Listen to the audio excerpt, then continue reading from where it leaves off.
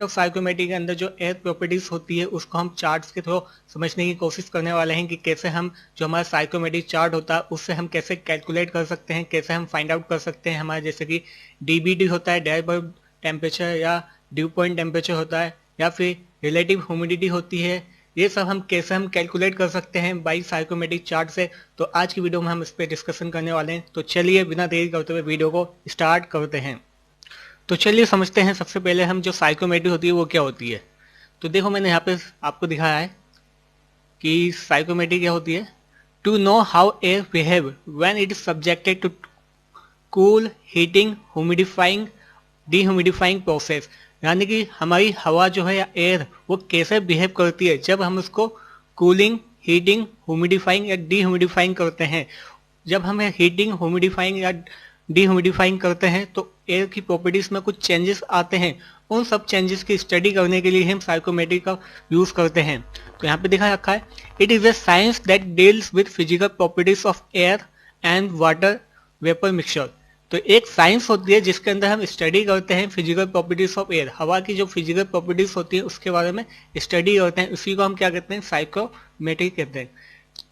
ठीक है, आगे इसमें जो हम इसकी प्रॉपर्टीज पढ़ने वाले हैं, इसमें प्रॉपर्टीज ऑफ एयर कौन कौन सी होती है। डीबीटी जिसका फुल फॉर्म होता है ड्राई बल्ब टेम्परेचर, एक होता है डब्ल्यूबीटी जिसका फुल फॉर्म होता है वेट बल्ब टेम्परेचर, थर्ड होता है रिलेटिव ह्यूमिडिटी जिसको आरएचपी कहते हैं, फोर्थ होता है हमारा ह्यूमिडिटी रेशो, और फिफ्थ होता है हमारा ड्यू पॉइंट टेम्परेचर। तो इन सब की डेफिनेशन के साथ इसको अंडरस्टैंड करने की कोशिश करेंगे आज की वीडियो में, ये सब होता क्या है और जो हमारा साइकोमेट्रिक चार्ट है उसको अच्छे से हम डिस्कस करेंगे।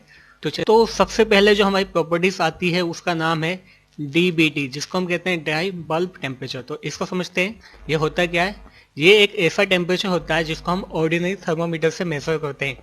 यानी जो ऑर्डिनरी थर्मोमीटर से जो टेम्परेचर मेजर किया जाता है वो टेम्परेचर कौन सा होता है, हमारा डीबीटी होता है। तो यहाँ पे डिफाइन करा गया था, temperature which is measured by ordinary thermometer in atmosphere is called dry bulb temperature. ठीक है, और जो सेकंड प्रॉपर्टीज होती है वो कौन सी होती है, डब्ल्यूबीटी, इसको हम कहते हैं वेट बल्ब टेम्परेचर। तो इसमें हम क्या करते हैं, वही डीबीटी वाला ही होता है, लेकिन इसमें क्या करते हैं, जो इसका एक कह सकते हैं जो इसका बल्ब होता है उसको, बल्ब को क्या कर देते हैं हम, थोड़ा भीगे हुए क्लॉथ से उसको ढक देते हैं।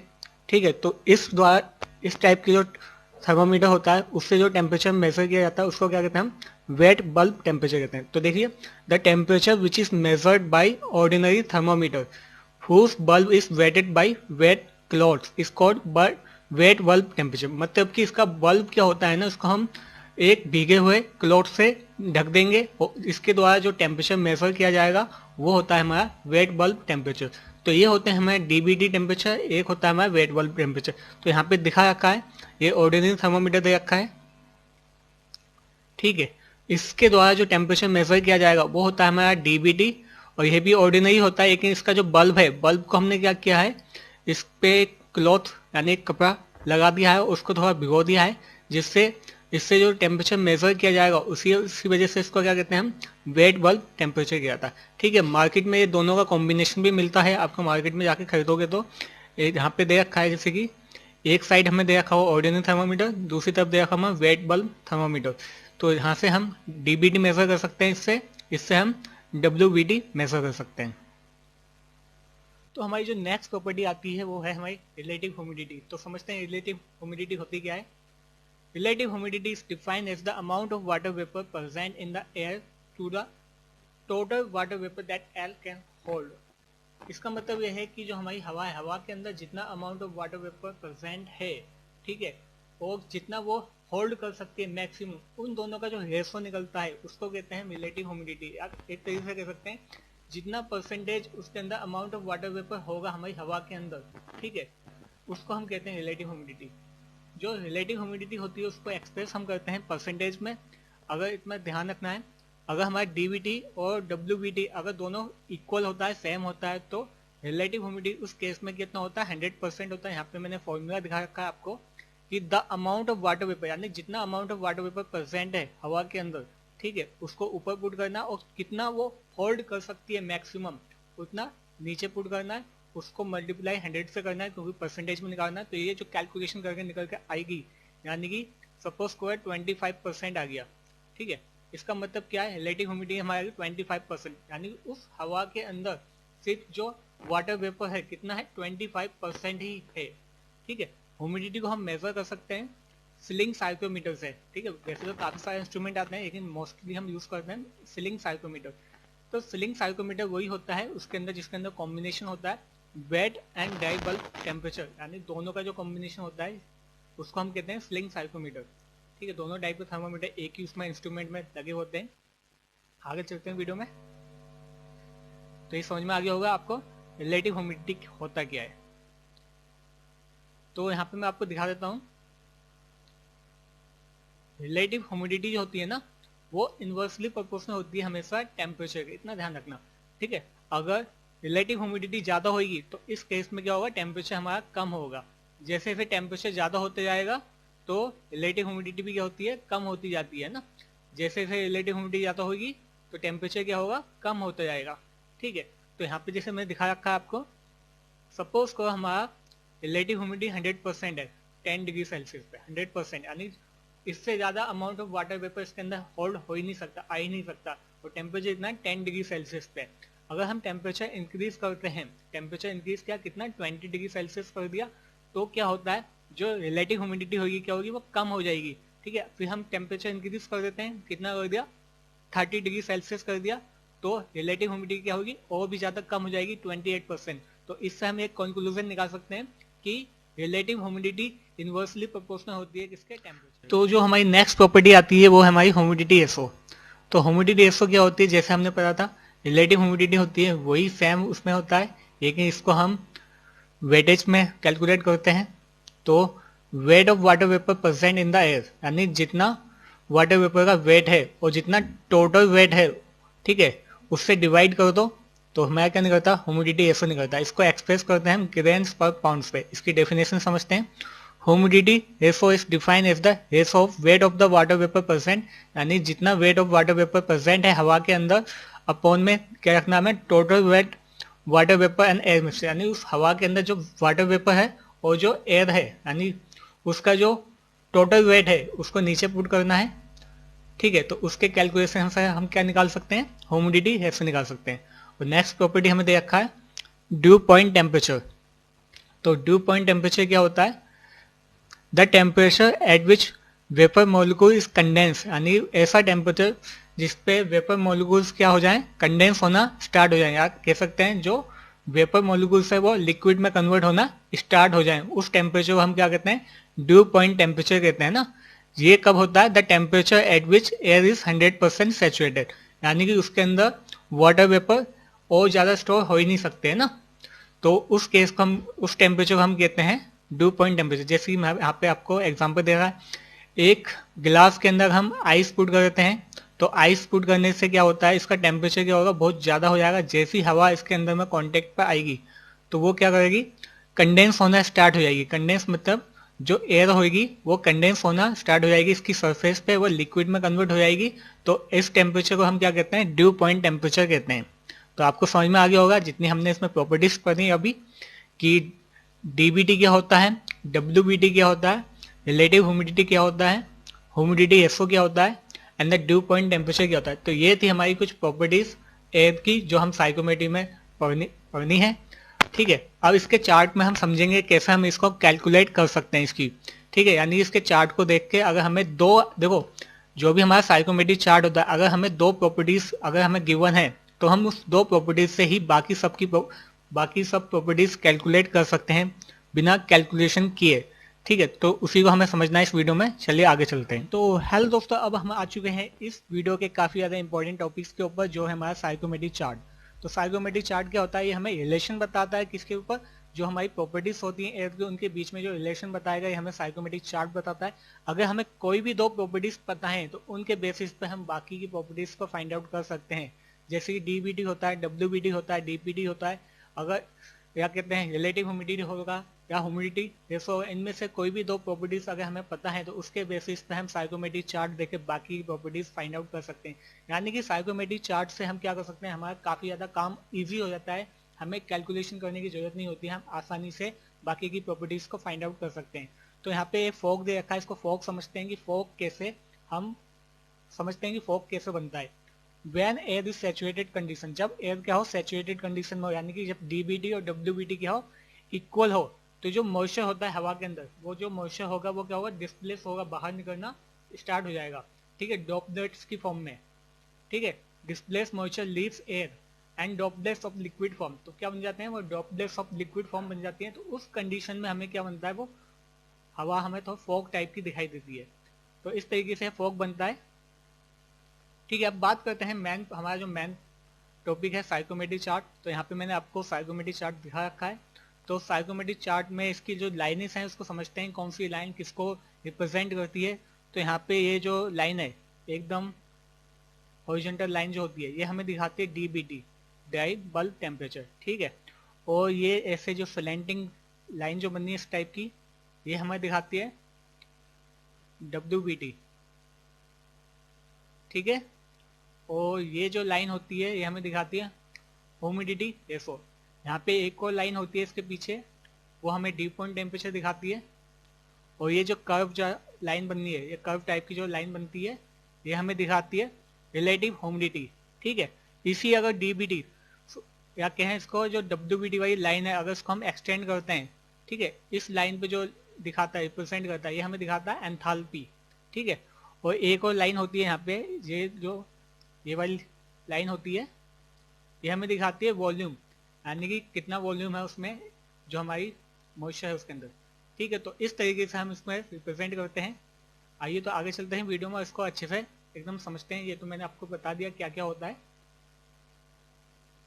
तो देखो साइकोमेट्रिक चार्ट में दिखा दिया मैंने यहाँ पे भी। तो देखो पहले तो समझते हैं साइकोमेट्रिक चार्ट क्या है। क्या साइकोमेट्रिक चार्ट होता क्या है। तो psychometric chart are graphical representation of psychometric properties of air, यानी साइकोमेट्रिक चार्ट क्या होता है ग्राफिकल रिप्रेजेंटेशन, यानी ग्राफिकल रिप्रेजेंट करता है जो हमारी साइकोमेट्रिक प्रॉपर्टीज होती हैं हवा की, उसको रिप्रेजेंट करता है कि कौन सी कितनी प्रॉपर्टीज है। तो बाय साइकोमेट्रिक चार्ट जो हमारा एचवीएसी इंजीनियर होगा वो क्या करता है एनालाइज करता है उसकी जो डिफरेंट प्रॉपर्टीज होती हैं, प्रोसेस होते हैं, उन सबको एनालाइज करता है कि हीटिंग हुआ है, कूलिंग हुआ है, या ह्यूमिडिफिकेशन हुआ है, या डीह्यूमिडिफिकेशन हुआ है, या हीटिंग या ह्यूमिडिफिकेशन हुआ है। इन सब की जो एनालिसिस करता है वो साइकोमेट्रिक चार्ट को देख के आसानी से एनालाइज कर सकता है। तो यहाँ पे जैसे मैंने दिखा दिया था, ये जो लाइन बनती है ये क्या दिखाएगी हमें डीबीटी दिखाती है। ये जो लाइन होगी ये कौन सी दिखाती है ह्यूमिडिटी से दिखाती है। जो कर्व की जो लाइन होती है वो क्या दिखाती है, कर्व लाइन जो होती है ये हमें रिलेटिव ह्यूमिडिटी दिखाती है, ठीक है। और ये जो लाइन जो आती है इस टाइप की ये हमारे डब्ल्यूबीटी दिखाती है। अगर यहाँ जहाँ पे ये कट करेगी इस लाइन को, ठीक है, इसको आगे एक्सटेंड कर देंगे तो इस लाइन पे जहाँ पे काटेगी वो एंथैल्पी दिखाएगी, ठीक है। इसी लाइन पे जहाँ पे इसको एक्सटेंड कर देंगे, ठीक है, पीछे एक लाइन दे रखी होती है वो हमारे ड्यू पॉइंट टेम्परेचर भी दिखाती है। तो ये सब रिप्रेजेंट करता है हमारा साइकोमेट्रिक चार्ट। तो बिना कैलकुलेशन किए हम बाकी की जितनी भी प्रॉपर्टीज है उसको फाइंड आउट कर सकते हैं, इसलिए साइकोमेट्रिक चार्ट क्या बहुत ही ज़्यादा इंपॉर्टेंट होता है। इससे हम कम टाइम में ज़्यादा प्रॉपर्टीज को फाइंड आउट कर सकते हैं, अच्छे से एनालाइज कर सकते हैं। तो चलिए आगे चलते हैं। तो यहाँ पे दिया हुआ है एडवांटेज ऑफ चार्ट। एडवांटेज क्या है इसके चार्ट के, जैसे हम चार्ट जो यूज करते हैं उसके एडवांटेज क्या है। If all the values are calculated manually using the formula it takes lots of time, यानी कि अगर हम जितनी हमारी फिजिकल प्रॉपर्टीज हैं अगर हम उसको मैनुअली कैलकुलेट करेंगे तो इसकी वजह से क्या होता है बहुत ही ज़्यादा टाइम लगता है उसको कैलकुलेट करने के लिए। लेकिन अगर हम चार्ट का यूज़ करते हैं तो चार्ट के हेल्प से हम क्या कर सकते हैं बाकी की प्रॉपर्टी को बहुत ही कम समय में उसको फाइंड आउट कर सकते हैं, ठीक है। सेकंड पे क्या देखा, what is the with a psychometric chart we can easily find out the present and final. तो साइकोमेट्रिक चार्ट से हम क्या कर सकते हैं इनिशियल और फाइनल कंडीशन को आसानी से फाइंड आउट कर सकते हैं कि पहले इनिशियल कंडीशन कैसी थी हवा की फिर बाद में कैसे हुई है। तो उसके बेसिस पे हम डिफाइन कर सकते हैं कि वहाँ पे ह्यूमिडिफाई हुआ है, डी ह्यूमिडिफाई हुआ है या हीटिंग हुआ है, ये सब हम इसको आसानी से फाइंड आउट कर सकते हैं। Third, a psychometric chart is very useful in carrying out the heat load and cooling load, यानी साइकोमेट्रिक चार्ट की हेल्प से हम क्या आसानी से जो उसका हीट लोड है स्पेस का या कूलिंग लोड है उसको आसानी से हम कैलकुलेट कर सकते हैं। तो ये काफ़ी ज़्यादा इंपॉर्टेंस है फॉर एचवीएसी इंजीनियर की भी, क्योंकि इसकी हेल्प से हम हमारा जो कैलकुलेशन पार्ट होता है काफ़ी ईजी हो जाता है, ठीक है। आगे चलते हैं। तो देखो यहाँ पे मैं इसको भी ये भी समझाता हूँ। अगर देखो हमारी इनिशियल कंडीशन यहाँ पे थी, इससे अगर हम ऊपर जाते हैं, ठीक है, ऊपर जाएंगे तो इसका मतलब क्या हुआ है कि हमने ह्यूमिडिफाई किया, वहाँ पे स्पेस में क्या किया हमने, ह्यूमिडिफाई किया है। ठीक है, अब सपोज करो हमारी इनिशियल कंडीशन यहाँ पे थी, ऊपर थी, ऊपर से हमने नीचे आए, ऊपर से हम नीचे आए, फाइनल कंडीशन हम, इनिशियल कंडीशन ऊपर थी, फाइनल कंडीशन हमारी नीचे हुई है, तो इस केस में हमने क्या किया, डीह्यूमिडिफाई किया है। ठीक है, अगर हम सपोज करो इनिशियल कंडीशन हमारी इधर थी, इससे हम इधर को गए, यानी कि क्या किया हमने, इस डायरेक्शन में गए, तो क्या हुआ वहाँ पे हीटिंग हुआ है। ठीक है, इसका रिवर्स हो जाता है, अगर यहाँ से इस डायरेक्शन में गए तो इसका मतलब क्या है, कूलिंग क्या है। ठीक है, अब देखो ये हम हो गया ये जो लाइन बनी है इस तरीके से हम कह सकते हैं, ये हमारा ह्यूमिडिफाई हुआ है, ये हमारा डीह्यूमिडिफाई हुआ है, यहाँ पे हमारा हीटिंग होगा, यहाँ पे हमारा कूलिंग होगा। अगर हम यहाँ से इस पर कह सकते हैं कि अगर इस डायरेक्शन में मूव करते हैं, तो अगर इस डायरेक्शन में मूव करते हैं तो हमारा क्या होगा, हीटिंग और ह्यूमिडिफिकेशन होगा।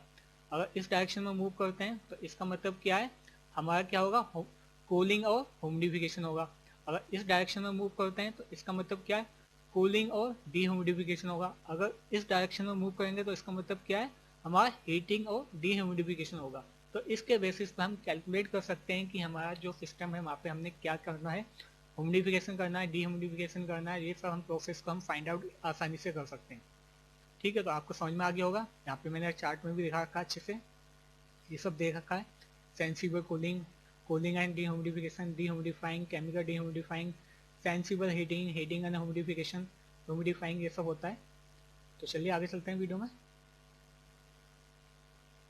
तो पहले हम बात करते हैं हमारा जो सेंसिबल कूलिंग, सेंसिबल कूलिंग क्या होता है, मैंने बता दिया था आपको सेंसिबल कूलिंग का मतलब क्या है। जब हम चार्ट में कहाँ से कहाँ जाएंगे, इधर से इनिशियल कंडीशन, यहाँ से, यानी इनिशियल कंडीशन ये थी हमारी 1 से 2, डायरेक्शन जो है 1 से 2 हुआ, तो इस केस में हम क्या करते हैं, हम सेंसिबल कूलिंग करते हैं। ठीक है, आपको समझा देते हैं। The sensible cooling of air is the process in which only sensible heat of the air remove. तो सेंसिबल कूलिंग में क्या करते हैं, हम स्पेस से क्या करते हैं, हीट को क्या करते हैं, रिमूव करते हैं। तो उस केस में हम क्या करते हैं, वहाँ पे हमने सेंसिबल कूलिंग की है, और बाई ग्राफ के थ्रू हम यहाँ से समझ सकते हैं कि यहाँ पे क्या हुआ है, सेंसिबल कूलिंग हुई है। ठीक है, हॉरिजॉन्टल लाइन इस टाइप की, ये सब मैंने समझा दिया आपको। वीडियो में आगे चलते हैं। नेक्स्ट देखा हमारा सेंसिबल हीटिंग। तो सेंसिबल हीटिंग में क्या करेंगे हम, वहाँ पे हम थोड़ा हीटिंग, उस जो हमारा स्पेस है उस पर क्या करेंगे, थोड़ा हीटिंग प्रोवाइड करते हैं ना, जैसे यहाँ पे दिया हुआ है sensible heating process opposite to sensible cooling. तो सेंसिबल हीटिंग प्रोसेस क्या होता है, एकदम अपोजिट होता है किसके, सेंसिबल कूलिंग के। ठीक है, तो यहाँ पे हम हीटिंग प्रोसेस प्रोवाइड करते हैं, यानी हम टेम्परेचर क्या करते हैं, इंक्रीज करते हैं। जब टेम्परेचर इंक्रीज करते हैं तो साइकोमेट्रिक चार्ट में किस डायरेक्शन में मूव करेंगे, इस डायरेक्शन में, यानी इनिशियल कंडीशन हमारी यहाँ पे होगी, फाइनल कंडीशन हमारी यहाँ पे होगी, यहाँ पे हम हीटिंग किया है हमने। ठीक है, तो ये होता है हमारा सेंसिबल हीटिंग होता है, इसको आप पकड़ लेना अच्छे से। ठीक है, तो मतलब हीटिंग का मतलब सिर्फ हीटिंग ही क्या है, बाकी किसी प्रॉपर्टीज में कोई चेंजेस नहीं आ रहा, ज़्यादातर हीटिंग में हुआ। ठीक है, आगे चलते हैं। नेक्स्ट देखा हमें कूलिंग एंड ह्यूमिडिफिकेशन। इसमें मैंने बताया था कूलिंग और ह्यूमिडिफिकेशन करना है तो हम किस डायरेक्शन में, जैसे मैंने यहाँ पे एक चार्ट बनाया था ना इस टाइप का, यहाँ पे हुआ है तो ह्यूमिडिफिकेशन हुआ है। ठीक है, और यहाँ पे डीह्यूमिडिफिकेशन हुआ है, यहाँ पे हीटिंग हुआ है। इस डायरेक्शन में आएंगे तो हीटिंग, इस डायरेक्शन में आएंगे तो ह्यूमिडिफिकेशन, इस डायरेक्शन में आएंगे तो डीह्यूमिडिफिकेशन, और इस डायरेक्शन में आएंगे तो कूलिंग। तो ये सब हुआ है। अगर हमें कूलिंग और ह्यूमिडिफिकेशन करना है, यानी कूलिंग भी करना है हमें, ह्यूमिडिफिकेशन भी करना है, तो किस, हमारा जो चार्ट में जो लाइन बनेगी वो किस डायरेक्शन बनेगी, इस डायरेक्शन में बनेगी। ठीक है, अगर हमें हीटिंग भी करना है और ह्यूमिडिफिकेशन भी करना है तो हमारी चार्ट में जो लाइन बनेगी वो इस डायरेक्शन में बनेगी। ठीक है, इससे हम समझ सकते हैं। तो यहाँ पे मैंने आपको ग्राफ दिखा भी रखा है, तो देखते हैं इसको। जैसे मैंने यहाँ पे दिखा रखा है, ये जो हमारा साइकोमेट्रिक चार्ट है ये क्या दिखाया हमारा, कूलिंग और ह्यूमिडिफिकेशन दिखाया, और ये वाला जो साइकोमेट्रिक चार्ट है इसने क्या दिखाया हमारा, हीटिंग और ह्यूमिडिफिकेशन दिखाया। तो पहले समझते हैं कूलिंग और ह्यूमिडिफिकेशन का मतलब क्या है। कूलिंग और humidification is the simultaneous removal of heat और मॉइस्चर, यानी कूलिंग और ह्यूमिडिफिकेशन में हम क्या करते हैं, एक साथ हीट और मॉइस्चर को हवा से रिमूव करते हैं ना। ठीक है, तो एयर कैन बी जो हमारी एयर है, air can be dehumidified if it passes over a coil whose temperature is less than the dpt। अगर हमें जो हमारी हवा है उसको अगर डिह्यूमिडिफाई करवाना है तो उसको ऐसी कोयल से हम पास करवाते हैं जिसका टेम्परेचर क्या होगा, डीपीटी यानी ड्यू पॉइंट टेम्परेचर से क्या होना चाहिए, कम होना चाहिए, तब हम कह सकते हैं वो डिह्यूमिडिफाई हुआ है। ठीक है, क्योंकि डिह्यूमिडिफाई मतलब होता है वो कंडेंस हो जाएगा। ठीक है, नेक्स्ट कूलिंग एंड डिह्यूमिडिफिकेशन अकर, अगर कूलिंग और डिह्यूमिडिफिकेशन करना है तो वो कब होगा, जब हमारा इफेक्टिव सेंसिबल हीट फैक्टर, अब इसको भी पढ़ेंगे, इफेक्टिव सेंसिबल हीट फैक्टर क्या होना चाहिए, 1 से कम होना चाहिए। दूसरा क्या था हमारा हीटिंग और ह्यूमिडिफिकेशन, तो हीटिंग और ह्यूमिडिफिकेशन करने के लिए हम क्या करते हैं, स्प्रे ऑफ वाटर, जो हमारी हॉट एक तरीके से कर सकते हैं, जो हमारा स्प्रे ऑफ वाटर होता है वो काफ़ी ज़्यादा सफिशिएंट हीटेड होता है, उसको हम स्प्रे करते हैं।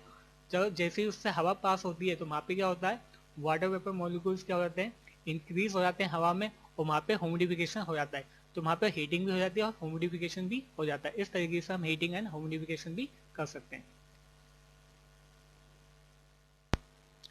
तो चलिए दोस्तों, अब बात करते हैं, अगर हमें कोई दो प्रॉपर्टीज अगर गिवन है, तो उन दो प्रॉपर्टीज अगर हमें गिवन है तो उससे हम बाकी की प्रॉपर्टीज को कैसे हम फाइंड आउट कर सकते हैं। तो देखो मैं दोस्तों आपको बता देता हूँ, अगर सपोज करो हमें डी बी टी गिवन है, सपोज करते हैं डी बी टी हमें दे रखा है, हम देते हैं 70 डिग्री। ठीक है, 70 डिग्री फ़ारेनहाइट, अगर डी बी टी हमें 70 डिग्री फ़ारेनहाइट दे रखा है, और या कुछ भी गिवन है, या फिर हमें दे रखा है रिलेटिव ह्यूमिडिटी दे रखा है हमें 40%। ठीक है, अगर कोई भी दो प्रॉपर्टीज हमें गिवन है तो उसके बेसिस पर हम बाकी की प्रॉपर्टीज की वैल्यू कैसे हम साइकोमेट्रिक चार्ट का यूज करके कैसे हम निकाल सकते हैं। तो देखो मैंने यहाँ पे आपको दो प्रॉपर्टीज गिवन कर दी हैं, 70 डिग्री फ़ारेनहाइट हमें डीबीटी दिया रखा है, रिलेटिव ह्यूमिडिटी हमें 40% दिया हुआ है। तो देखो पहले हम डीबीटी देखेंगे, डीबीटी हमारा 70 डिग्री कहाँ पे है, यहाँ पे है, और रिलेटिव ह्यूमिडिटी की जो लाइन 40 की जो है वो लाइन कौन सी जा रही है, ये वाली लाइन जाती है। ठीक है, और ये 70 की, तो इसको क्या करना है हमें, ऊपर तो एक्सटेंड करना है, इसको हमें करना, तो ये पॉइंट हमें बन गया जहाँ पे कॉन्साइड करा इस पॉइंट पे। तो इस पॉइंट से हमें बाकी सब चीज़ें हमें कैलकुलेट करनी है। तो इसी पॉइंट से अगर हमें सपोज करो ह्यूमिडिटी एसओ निकालना है, तो इसी पॉइंट के सामने जो वो ह्यूमिडिटी एसओ को काटेगा, ठीक है, तो ये 0.008 जो आएगा ये क्या है, हमारा ह्यूमिडिटी एसओ है। अगर इसी पॉइंट से हमें क्या निकालना है, WVT निकालना है, तो WVT हम कैसे निकाल सकते हैं, इसी पॉइंट से जो ये स्लेंट लाइन बनेगी यहाँ पे, तो ये कितना हमारा है WVT है, तो ये कितना होगा, ये 50 है 60 के बीच में है, तो ये आ जाएगा 55 का है, 52, 54, 56, तो हमारा कितना हो जाएगा, ये WVT हो जाएगा 56। ठीक है, तो WVT कितना हो गया, 56 हो गया। और इसी पॉइंट से हमें क्या निकालना है, एंथैल्पी निकालना है। तो एंथैल्पी में हम क्या करते हैं, इसी पॉइंट को हम एक्सटेंड कर देते हैं, तो ये कितना आ जाएगा हमारा 24 के आसपास आ जाएगा, एंथैल्पी आ जाएगा हमारा 24। ठीक है, तो इसी के बेसिस पे हम बाकी सब, अब देखो हमने क्या किया, हमें सिर्फ दो ही प्रॉपर्टीज पता थी, उसी दो ही प्रॉपर्टीज से हमने क्या किया, बाकी सबके निकाल, हमने ह्यूमिडिटी एसओ भी निकाल दिया, ह्यूमिडिटी एसओ कितना आ गया हमारा 0.008 आ गया। ठीक है, और WVT कितना आ गया हमारा 56 आ गया, एंथैल्पी कितना आ गया 24 आ गया। ठीक है, तो इस बेसिस से हम क्या निकालते हैं, सब प्रॉपर्टीज हम फाइंड आउट कर सकते हैं। एक और एग्जांपल ले लेते हैं ताकि आपको अच्छे से समझ में आ जाए, एक और एग्जांपल लेते हैं। तो अब किसे हम सपोज करते हैं, जैसे कि हमें दो प्रॉपर्टीज गिवन है, एग्जांपल देते हैं, जैसे हमें सपोज करो हमें अब दे रखा है WVT दे रखा है, सपोज करो WVT दे रखा है हमें कितना 50 रहते हैं, WVT 50 रहते हैं ना। ठीक है, और ह्यूमिडिटी उससे दे रखा है हमें, क्या दे रखा है हमें, ह्यूमिडिटी रेशो गिवन है, उसको देते हैं हम 0.008 देते हैं। ठीक है, यानी कि दो प्रॉपर्टीज हमें गिवन है, WVT और HR ह्यूमिडिटी रेशो। तो इससे हम बाकी की प्रॉपर्टीज सब कैसे फाइंड आउट करेंगे। तो देखो हमने WVT की लाइन कौन सी होती है, इस लाइन पे जो ये हमारी देखे 50 है, यानी ये वाली लाइन जो जा रही है ये किसकी जा रही है, हमें WVT की जा रही है, और ह्यूमिडिटी रेशो कितना है 0.8, तो 0.8 कहाँ पे है, यहाँ पे ह्यूमिडिटी रेशो कितना है 0.8, 0.008 जो है यहाँ पे। तो इस लाइन को हम एक्सटेंड करेंगे आगे तक। ठीक है, एकदम एक्सटेंड करना है इसको आगे तक, तो एक बार यहाँ पे इस पॉइंट को इसने काटा। ठीक है, इसी पॉइंट पे इसने इसको काटा है, तो इसी पॉइंट पे हम कह सकते हैं इसका जो DBT होगा, DBT कितना होगा 50 होगा। इसी पॉइंट से हम निकालेंगे इसका एंथैल्पी निकालेंगे, एंथैल्पी कितना होगा 21 हो जाएगा, एंथैल्पी कितना हो जाएगा इसका 21 हो जाएगा। इसी पॉइंट से अगर हमें रिलेटिव ह्यूमिडिटी निकाल, सॉरी रिलेटिव ह्यूमिडिटी निकालनी, तो ये क्या हुआ, एग्जैक्ट इसी पॉइंट पे बना है, तो रिलेटिव ह्यूमिडिटी इस पॉइंट पे 100%, 100 डिग्री सेल्सियस आएगी। कितना आएगी, 100, क्योंकि यही लाइन बननी है, तो ये वाली जो लाइन होगी, क्योंकि 20, 40, 60, 80, तो ये पूरा 100 तक पहुंच जाएगी। तो इसी 2 पॉइंट से हमने बाकी सब प्रॉपर्टीज निकाली। तो इसी तरीके से अगर हमें कोई भी 2 प्रॉपर्टीज गिवन है, उन 2 प्रॉपर्टीज को देख के बाकी की प्रॉपर्टीज हम साइकोमेट्रिक चार्ट से आसानी से निकाल सकते हैं। ठीक है दोस्तों, आपको समझ में आ गया होगा कि अगर 2 प्रॉपर्टीज हमें गिवन है तो उस 2 प्रॉपर्टीज के हिसाब से हम बाकी की प्रॉपर्टी कैसे निकाल सकते हैं। तो अब हम बात करते हैं कूलिंग एंड डिह्यूमिडिफिकेशन प्रोसेस या हीटिंग एंड डिह्यूमिडिफिकेशन प्रोसेस। इन दोनों के बीच में समझते हैं इसका मतलब होता है क्या। तो कूलिंग और डिह्यूमिडिफिकेशन प्रोसेस क्या होता है, एक साइमल्टेनियस प्रोसेस होता है जिसके अंदर हम क्या करते हैं, हीटिंग और मॉइस्चर को रिमूव करते हैं हवा से। और जो हीटिंग और डिह्यूमिडिफिकेशन का प्रोसेस क्या होता है, उसमें क्या करते हैं, हम टेम्परेचर इंक्रीज करते हैं और मॉइस्चर को रिड्यूस करते हैं। तो साइकोमेट्रिक चार्ट पे अगर हम दोनों को प्रोसेस दिखाना है, कूलिंग और डिह्यूमिडिफिकेशन, तो हमारा जो initial condition to final condition किस डायरेक्शन में मूव करेगी, इस डायरेक्शन में। इस डायरेक्शन का मतलब क्या है कि हमारा कूलिंग भी हुआ है और डीह्यूमिडिफिकेशन भी हुआ है। ठीक है, अगर हमें हीटिंग और डीह्यूमिडिफिकेशन दोनों प्रोसेस दिखाने हैं, तो हमारा जो ग्राफ या चार्ट पे जो लाइन बनेगी वो बनेगी इस डायरेक्शन में। ठीक है, तो यहाँ पे क्या दिखाया है इसने, हीटिंग भी दिखाया है, डीह्यूमिडिफिकेशन। इस लाइन पे इधर को जाते हैं तो इधर को जाने पे क्या होता है, हीटिंग होता है। इस डायरेक्शन में जाते हैं तो क्या होता है, कूलिंग होता है। ऊपर की डायरेक्शन में जाएंगे तो ह्यूमिडिफिकेशन होता है। नीचे की लाइन में जाएंगे तो डीह्यूमिडिफिकेशन होगा। इस लाइन में जाएंगे तो क्या होगा, ह्यूमिडिफिकेशन और हीटिंग होगा। और इस डायरेक्शन में जाएंगे तो क्या होगा, ह्यूमिडिफिकेशन और कूलिंग होगा। और इस डायरेक्शन में जाते हैं तो क्या होता है, कूलिंग एंड डीह्यूमिडिफिकेशन होगा। और इस डायरेक्शन में जाएंगे तो क्या होगा, हमारा हीटिंग एंड डीह्यूमिडिफिकेशन होगा। तो इस तरीके से हम साइकोमेट्रिक चार्ट पर डिफरेंट डिफरेंट प्रोसेस को रिप्रेजेंट आसानी से कर सकते हैं और उसको एनालाइज कर सकते हैं। ठीक है, तो जैसे कि पीछे स्लाइड पे क्या आता है, इफेक्टिव सेंसिबल हीट फैक्टर आया था, तो उसको समझते हैं वो होता क्या है। इफेक्टिव सेंसिबल हीट फैक्टर क्या होता है, तो इफेक्टिव सेंसिबल हीट फैक्टर क्या करता है, the race of effective room sensible, यानी कि रूम का जितना भी सेंसिबल हीट है उसको अगर हम डिवाइड करते हैं किससे, टोटल रूम की जितनी टोटल हीट है उससे डिवाइड कर देंगे इफेक्टिव टोटल हीट से, तो हमारा जो निकलता है वो क्या निकलता है, इफेक्टिव सेंसिबल हीट फैक्टर निकलता है। ठीक है, तो इतना भी ध्यान रखना है, जो टोटल हीट हमें निकालनी है किसी भी रूम की, अगर हमें टोटल हीट निकालनी है तो उस वो क्या होता है, वो सम होता है किसका, उस रूम की जितनी सेंसिबल हीट है और उस रूम की जितनी भी लेटेंट हीट है, उन दोनों का अगर हम सम कर देंगे तो उससे हम कैलकुलेट कर सकते हैं कि उस स्पेस की टोटल हीट कितनी है। ठीक है, तो यहाँ से हम सेंसिबल हीट रेशो भी निकाल सकते हैं। कैसे निकाल सकते हैं, सेंसिबल हीट क्लियरेंस अपॉन में sensible heat clearance plus latent heat, इस फॉर्मूले से निकाल सकते हैं। तो आज की वीडियो में इतना ही है। तो आज की वीडियो में हमने क्या सीखा कि हमारी जो साइकोमेट्रिक चार्ट होता है वो क्या होता है, उसका कैसे हम एनालाइज कर सकते हैं, कैसे हम उसका यूज कर सकते हैं। साइकोमेट्रिक चार्ट के द्वारा हम कैसे बाकी की प्रॉपर्टीज को फाइंड आउट कर सकते हैं बिना कैलकुलेशन किए, और कैसे हम एनालाइज कर सकते हैं उसको देख के कि हमारा जो स्पेस है वहाँ पे हीटिंग हुआ है, कूलिंग हुआ है, ह्यूमिडिफिकेशन हुआ है, डीह्यूमिडिफिकेशन हुआ है, ये सबको हम आसानी से अंडरस्टैंड कर सकते हैं, समझ सकते हैं, एनालाइज कर सकते हैं बहुत ही आसान वे से। इसलिए साइकोमेट्रिक चार्ट क्या होता है, काफ़ी ज़्यादा इंपॉर्टेंट होता है फॉर HVAC इंजीनियर के। तो आज की वीडियो में बस इतना ही है। अगर आपको हमारी वीडियो पसंद आई है तो प्लीज़ वीडियो को लाइक एंड शेयर कीजिए और हमारे चैनल को सब्सक्राइब भी कीजिए।